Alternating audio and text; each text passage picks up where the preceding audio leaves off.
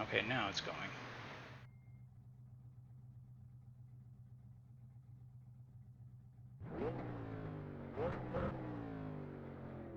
Alright, well. Been fighting a very angry computer that loves to crash, and I don't know how to solve him, so going over some reference points that for qualifying and in the race are pretty different.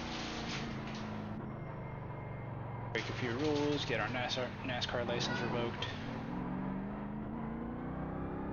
for qualifying, and I need to make sure I stress this for qualifying. This does not apply to the race.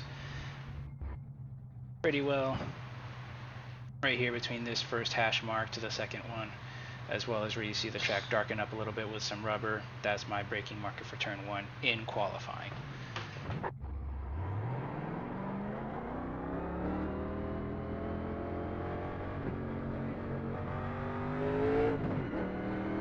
Through turn 1, you're going to clip that apron just a little bit, aim for the cookout sign on the wall, kind of right up right next to the wall, lift at the Goodyear. Careful of it being loose. If you lift a little bit too much, you got to be very careful of controlling that weight transfer to the right front. Go ahead and set us up really quickly there. And where you see the safer barrier kick into the right, that's my braking marker for turn 3 in qualifying. Very likely see me take the middle line, stay just above this middle seam. High line, I could ride it, but I don't want to risk hitting that wall and just ruining my qualifying lap. Try to go for a cut down. Be careful of it being loose. If you wait just that right amount of time to get back on throttle, you can stay on it. Get our qualifying lap going.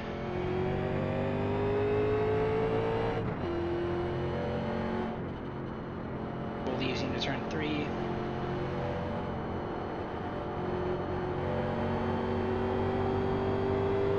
Careful of it being loose. It was not there, surprisingly.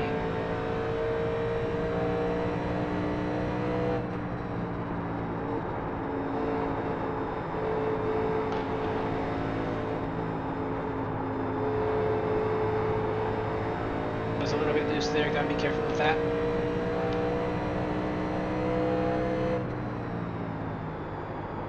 Hard on the brakes. Trail brake a little bit.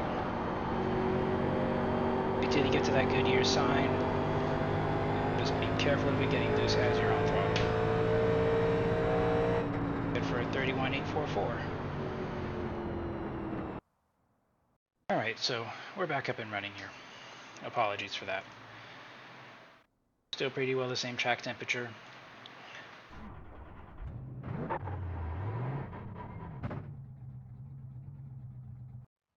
For a moment while I set up my offset.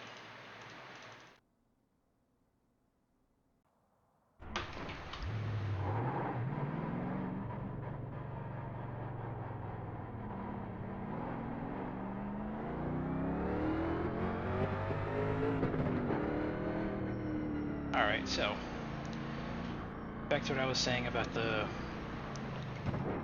lift-off marker for turn 1. Look right here for what looks like a crossover gate. This is pretty well your lift-off point. Perhaps, button, show correctly there. Perhaps just a couple car lengths max after that.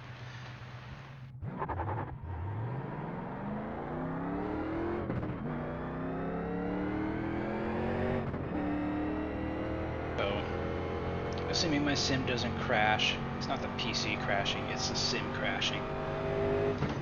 Let's hope we can make it through a 25 to 30 lap run.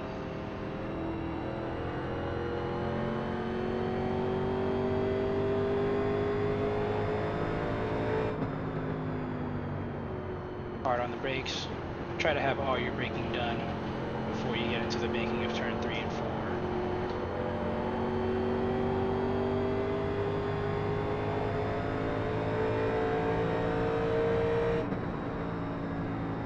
Lift, no brake. Try to aim for that cookout signage right along the wall. Smooth lift off at the Goodyear sign. Don't lift too abruptly because transfer too much weight to that right front, your car will get loose.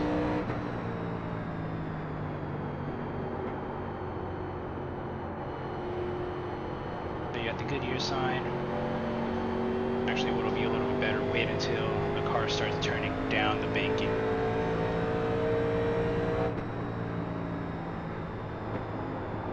Just a little bit of brake if you feel you're going to carry too much speed. Very much going to be a week of race the track, race yourself rather, and not your competition. We'll have drivers that'll say, to hell with it, I'm going now. And those who decide on that, you're very likely going to come back to them in about 30 laps. It's just their tires get angry with them, especially too much heat in the right rear, flat for you. and they're not going to have a good time.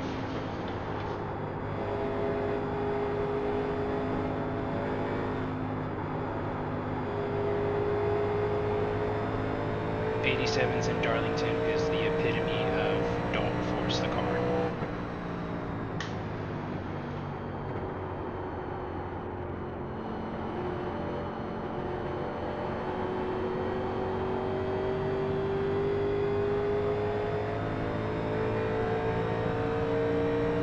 New fast flat for you.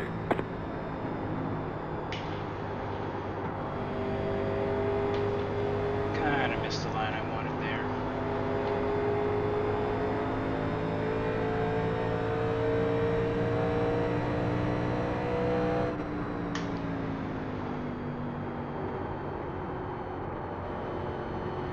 A little bit of brake just to maintain your speed. A little bit of throttle, excuse me, not brake.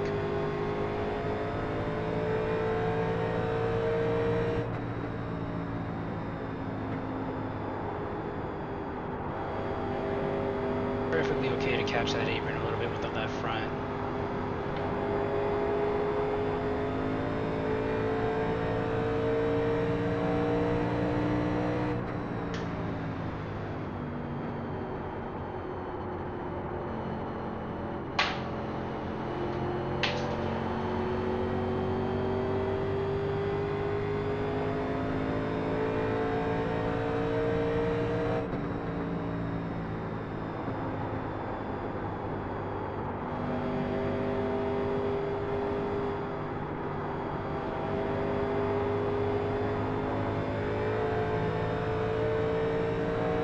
Catch the apron so much on exit of turn 2 though, I think that upsets the car.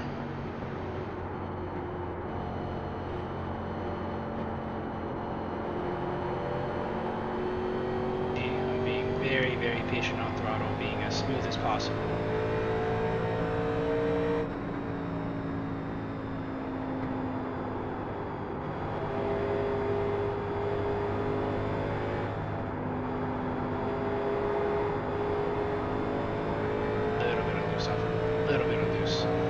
Off of turn 2.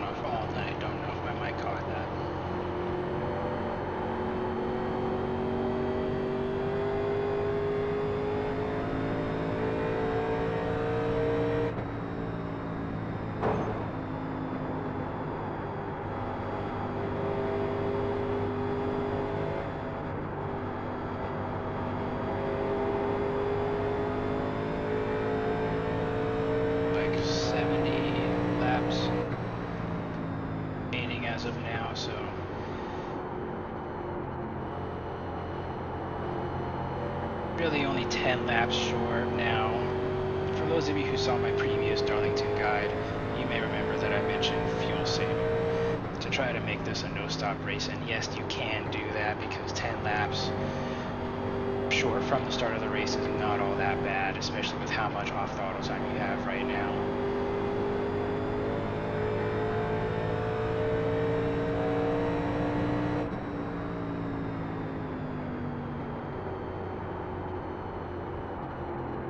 It is certainly doable. Not necessarily the fun way to do it in my opinion, but it's doable. Saving 10 laps in 87s is not all that difficult in my opinion, especially for a track like Darlington, where a lot of your speed comes from just not brute forcing the car whatsoever.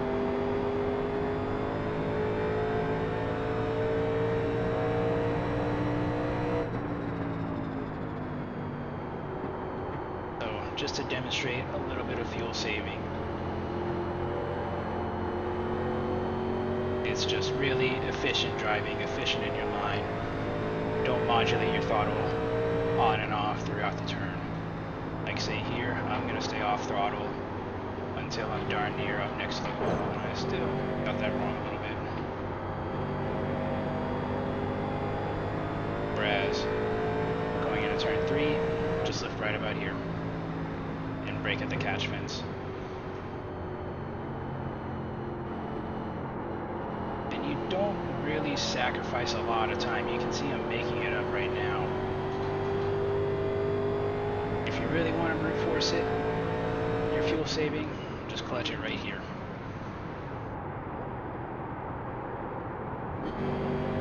Make sure to try to rev match before you let the clutch back out. Same thing here. But to take it a step further, I have my left foot on the clutch pedal into turn 3 and my right foot braking. That's quite an advantage in a scenario as that, in my opinion, and if you can do that, it's a very useful tool for when that scenario in these races arises. That's not just for 87s, I'm sure that's useful for Gen 4, for pretty well almost any oval series, IndyCar aside, because I'm not knowledgeable on IndyCar at all. When you see that, lift off, brake, and just make sure you rev match it.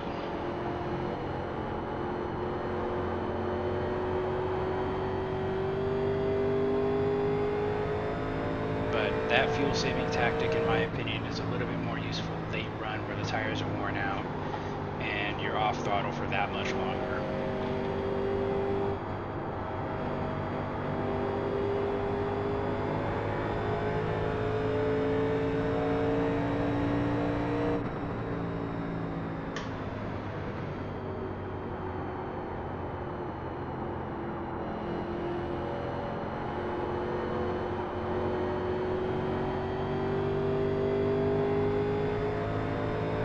Check on our fuel numbers at 21, or lap 20, excuse me.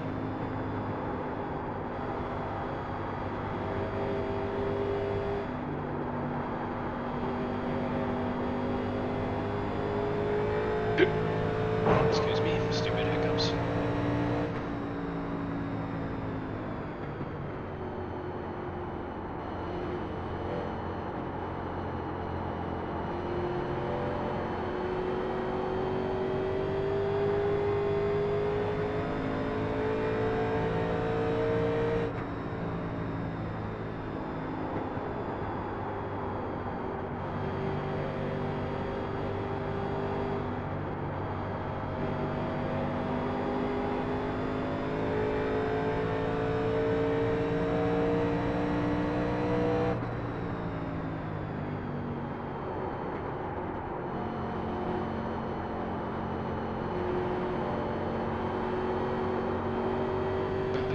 That is what happens if you're getting a little bit too careless on the throttle.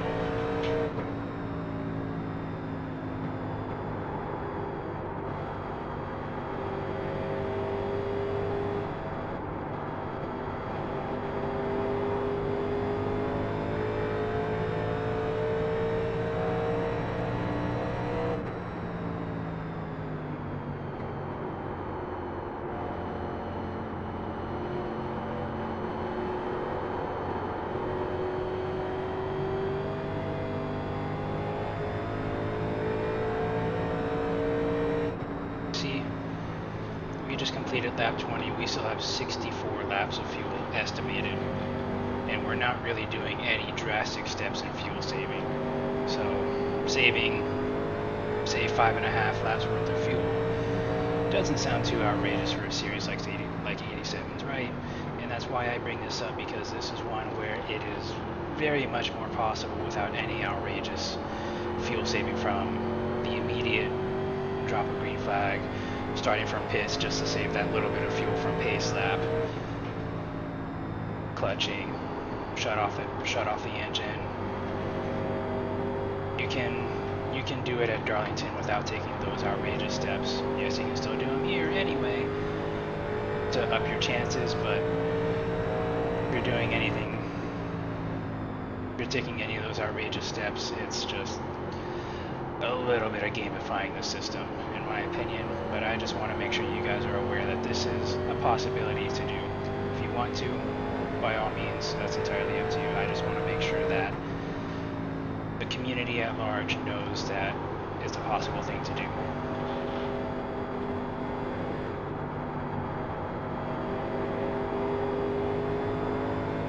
That was a really, really good exit there.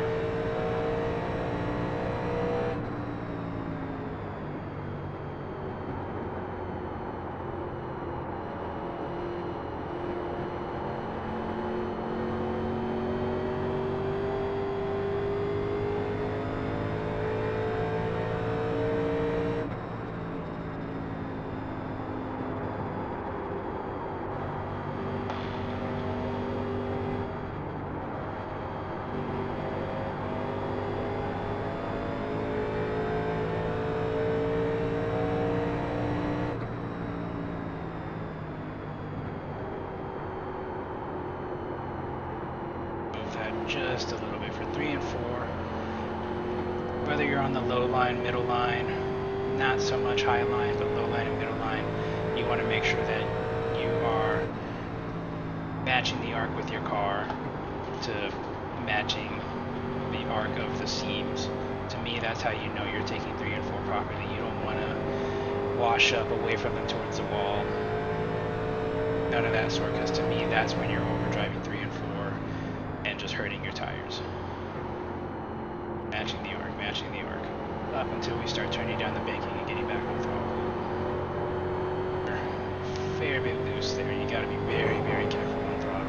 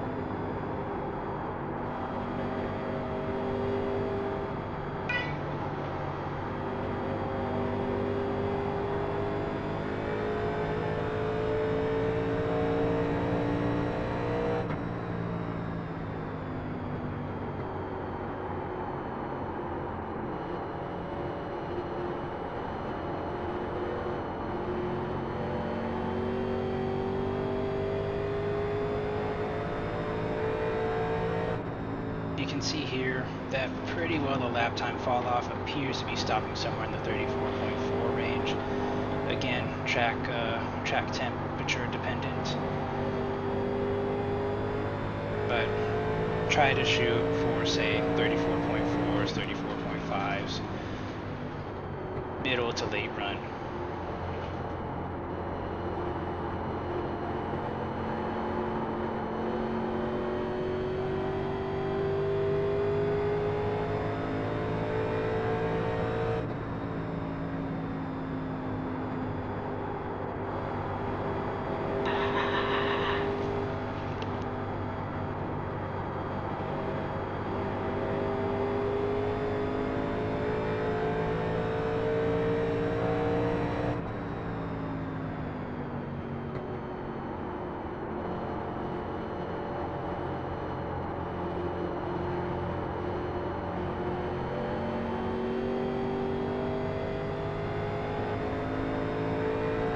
30 laps complete. We'll go ahead and do a 2-tire practice pit stop here. No fuel added, of course. Pretty sure 1 yellow will get you that fuel saving you need. If anything, just to be safe, add in 1 gallon, but we're not going to add any here. And of course, this is a very difficult pit road to get to. I honestly just don't even recommend taking turn 3 at all. Just go straight for that apron.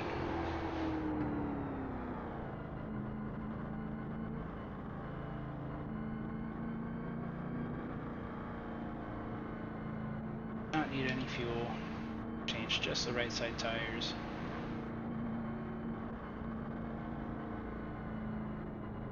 Now note, this is going to look a little bit Pit box looser. in 10, Thank you, spotter. 5, 3, 2, 1. Right here.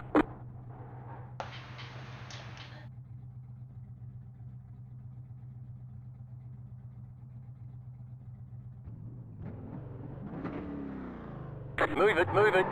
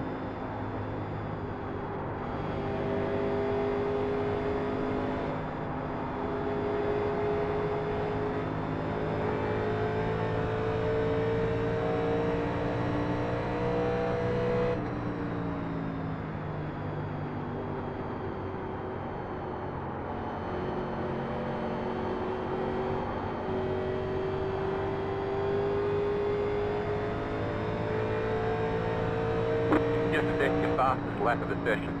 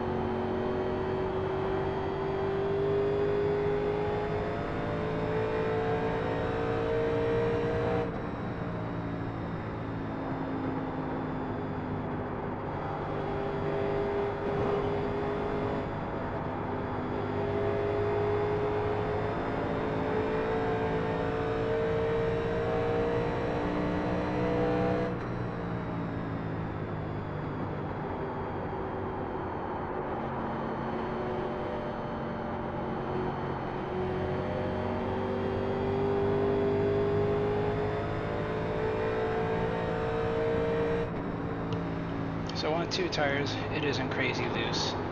What I like to do is to keep my same reference markers versus on old tires. Just, you're still faster anyway. There's no need to try to really work those tires because you're bleeding away your advantage much faster than you need to.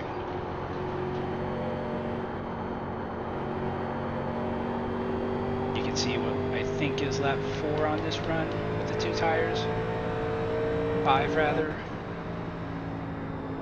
We're still pretty well a second faster than, say, old tires. So why really drive like hell and burn away your advantage faster than you need to? Now, of course, 10 laps to go. To hell with it. Just go with it. But if you still got 30 laps to go, definitely just, again, still race the track, race yourself, don't race the competition.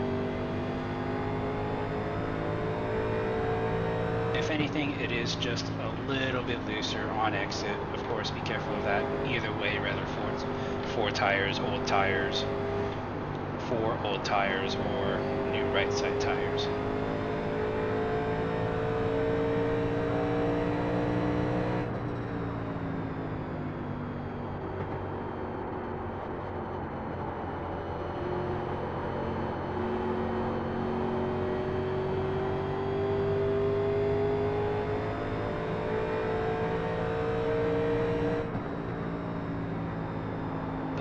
couple laps to show you what happens if, say, you're on throttle too soon, you lift a little bit too abruptly through turn 2, any of the sort of don't do's through here. Now if you wait too long, say right here, you're going into that wall. You're going to break loose trying to brake and make that turn. You can really only do that for qualifying. Now for turns 1 and 2, try running it too hard. You'll break loose anyway. Again, you're going to hit that wall. You've got wheel damage. Can't be that bad of wheel damage. And if you're on throttle too soon, through 3 and 4, actually, yeah, you're very likely going to break loose anyway. And you can see it's menacing if you get careless.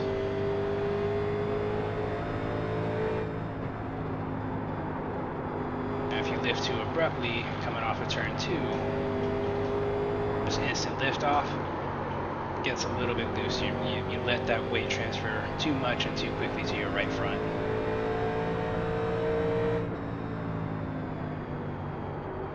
Quite hard to keep it on the right front through 3 and 4, as I think we're kind of doing it right there. You just drive it too deep, but still eventually it shifts, and that right rear will kick out and slide. So I think that ought to do it.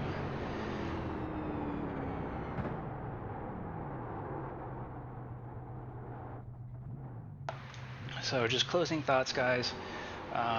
Again, race the track, race yourself.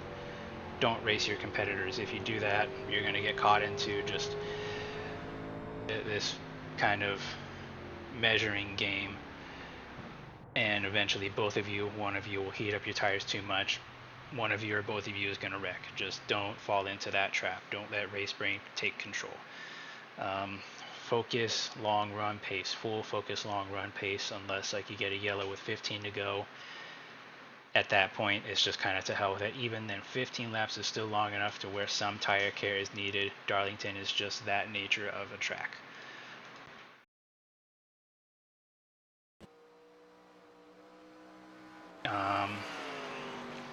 Trying to think else here. Be incredibly gentle on throttle. It will get loose if you're careless. Don't overdrive, of course. Don't sweat it if you get that wall a couple times. It's going to happen. This is Darlington. As it said, if you don't hit the wall at Darlington, are you trying hard enough? And only minimal fuel is needed. 2 gallons really to be safe, but even then, just as fuel, as tires fall off and pace falls off throttle time goes up, you're kind of going to get your natural fuel saving there. There's a couple aggressive fuel saving options if you want to try that avenue. That's entirely up to you. I just want to make sure that anybody watching is aware of it. Just something with the fuel burner in 87s is absolutely wrong. I don't think you should be able to go 85 laps of fuel in a car from nearly 40 years ago, but that's the opinion of mine and a few friends of mine from JKR. And I think that pretty well about closes it up. Darn, I cannot think of anything else. Please feel free to ask in the comments something I missed, something you would like clarified, something that you can help me with, something I can help you with, or even just let me know how your race goes. Was this helpful? Was this not helpful? And as always, guys, thank you for watching. Good luck this coming week, and race the track. Don't race your competitors. Darlington is menacing, but it's very, very fun. A very, very fun oval when you have it down. Thank you again, guys, and take care.